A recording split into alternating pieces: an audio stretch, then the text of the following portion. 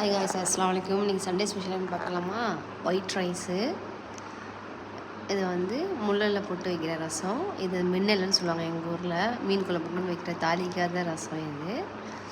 அது வந்து nuggets chicken, அது வந்து ஃப்ரை பண்ணி வச்சுருக்கேன். இது வந்து வெண்டைக்காய் பொரியல். மீன் குழம்பு காம்பினேஷன் வந்து வெண்டைக்காய் பொரியல் தான் நல்லாயிருக்கும். புளித்தொவை. இது வந்து சம்பல், தேங்காய் பால், வெங்காயம், பிக்கிள் போட்டு செய்கிற சம்பல். இது வந்து ஃபிஷ்ஷை பொரித்து ஆனியன், டொமேட்டோலாம் போட்டு செய்கிற ஃபிஷ்ஷு சம்பல். ஆக்சுவலாக இது வந்து கொடுவா மீன். இது வந்துட்டு தேங்காய் சோறு, தேங்காய் பால் ஊற்றி செய்கிற தேங்காய் பால் சாதம். எங்கள் ஊரில் வந்து தேங்காய் சோறுன்னு தான் இதை சொல்லுவோம்.